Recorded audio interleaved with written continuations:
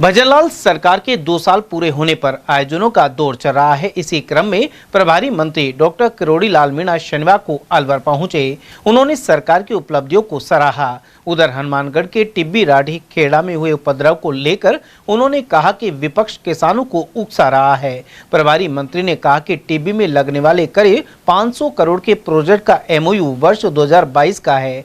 यहाँ STP plant लगाए जाएंगे, इसलिए प्रदूषण की आशंका नहीं है। उन्होंने किसानों से अपील किया कि संवाद से ही रास्ता निकलेगा। वहीं किरोड़ी लाल मीणा ने सैसका में बने होटलों को लेकर 2 बार मुकदमे दर्ज करवाने के मामले में कहा कि वे भी कई बार अंधे मुद्दे उठा देते हैं। जब मुद्दा उठाया गया तब पूरा ज्ञान नहीं था। उधर प्रभारी मंत्री ने 2 साल पूरे होने पर अलवर के प्रताप ऑडिटोरियम में सरकार के काम गिनाए। उन्होंने कहा कि पेपर लीक रोकने सहित अनेक सराहनीय कदम उठाए गए हैं। उधर प्रेस वार्ता में किरोड़ी लाल मीणा ने यह भी कहा कि उनके खिलाफ कुल 138 मामले दर्ज हैं। हिस्ट्री शीट नहीं खुलने के सवाल पर उन्होंने कहा कि इसमें पुलिस से गलती हो गई। उन्होंने स्पष्ट किया कि उनके ऊपर दर्ज सभी मुकदमे जनहित से जुड़े आंदोलनों के हैं, जिनमें सैसका में होटल निर्माण और सवाई माधोपुर में बजरी खनन के खिलाफ आंदोलन शामिल है। पिछली बार लटकी रही, मैं उसको राजनीतिक दृष्टि से नहीं कह रहा। परस्यू होते तो अब तक अलवर में पानी आ जाता।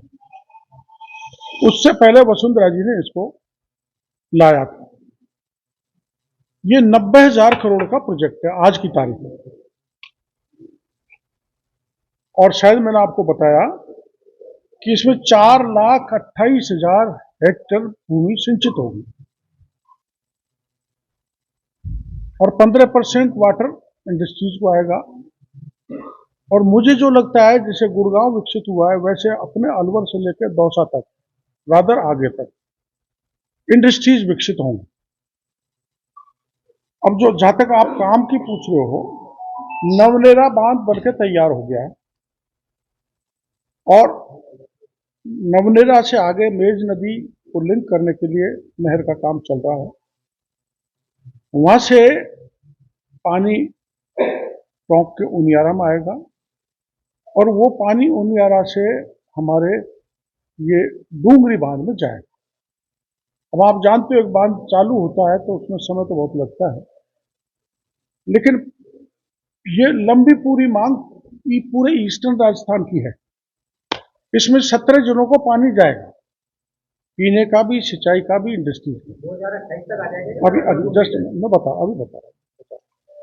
तो मैं हमारा पहले तो सभी लोग कह रहे थे, और फिर जो हमारे विरोधी लोग हैं उनके आंदोलन भी, धरने प्रदर्शन भी कांग्रेस ने पूरे राज्य में रखा कि ERCP लागू नहीं कर रही, ERCP लागू नहीं कर रही। ERCP जब 2 प्रदेशों के बीच समझौता होकर लागू हो गई, तो जब सबसे बड़ा डैम जो बनेगा इस पूरी ERCP का, वो डूंगरी में बनेगा, जिसका पानी अपने अलवर के यहाँ जैसमंद तक आएगा। उससे डूंगरी बांध का अब विरोध कर दिया तो हम बहकाया गया उनको, किसानों को। ये कहा गया कि 78 गांव उठेंगे, ऐसा नहीं है। मैंने पहले भी कह दिया और आज भी आपके बीच में कह रहा हूं कि 9 गांव पूरी तरह से उसमें हटेंगे, 7 गांव पार्शियली। उन सब गांव को सरकार बसाएगी, उनकी चॉइस के हिसाब से मकान बना के देगी, और जो लैंड एक्विजिशन एक्ट में प्रावधान है उतनी उनको राशि देगी। उनको किसी प्रकार की कोई परेशानी आने वाली नहीं है, और सरकार सफल होगी विस्थापित होने वाले किसानों को समझाना। अब 26,000 करोड़ के टेंडर हुए, जिस टेंडर में हमारे डूंगरी बांध का बनना और एक खुड़ा चैनपुरा गांव पड़ता है नादोत में, उसका निर्माण करना, और वहां से अपना पहली प्रायोरिटी में वहां से अलवर को पाइपलाइन लाना। बड़े पाइपलाइनों के जरिए पानी आएगा।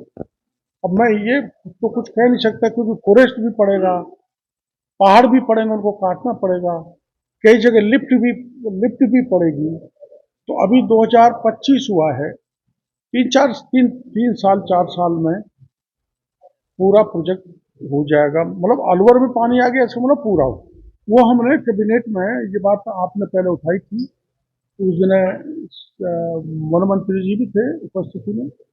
आप वन मंत्री जी से भी पूछ सकते हैं। मैंने और वन मंत्री जी ने मुख्यमंत्री जी को कहा है ये बजट घोषणा है और वहां से पानी अलवर को लाना है। मुख्यमंत्री जी ने अधिकारियों को निर्देशित कर दिया है। कब तक आने की उम्मीद है पानी? अब वो मीटिंग वगैरह हुई होगी, कब के निर्देश दिए मैं आपको जानकारी करके बता दूंगा, लेकिन ये तय हो गया कि सीधी साइड का पानी अलवर में है। सर आपने लोगों ने विरोध किया का जिक्र किया, भ्रष्टाचार हुआ था, आपका बड़ा मुद्दा भी रहा था। हाईकोर्ट की सिंगल बेंच ने उस भर्ती प्रक्रिया को निरस्त करने का जो ऐसे भर्ती थी उसको निरस्त करने का आदेश दिया, लेकिन आपकी सरकार डबल बेंच की जिनको आप भ्रष्ट बता रहे थे इनको जा रहे हैं। ना भ्रष्टाचारी तो देखो 6 तो शायद ट्रेनी सब इंस्पेक्टर और 57 जो दूसरे, इस प्रकार से 61 सब इंस्पेक्टर जेल में गए हैं। पहली बार राजस्थान में आरपीएससी के 2 निरस्त का तो मामला सब जुडिस है, तो इसमें कुछ बोल नहीं सकता। ये high court, double bench, supreme court अभी डबल बेंच की तरफ नहीं बाबू, मामला सब जुडिस है, तो मैं इसमें कुछ कह नहीं सकता। आरपीएस सरकार ने क्लीन चिट दे दी, जबकि करोड़ों का भ्रष्टाचार का मामला था, एसीबी ने कार्रवाई की थी। कब दे दी? चल रही है सर खबर ही चल रही है, तो जब कुछ होगा जब बता देंगे।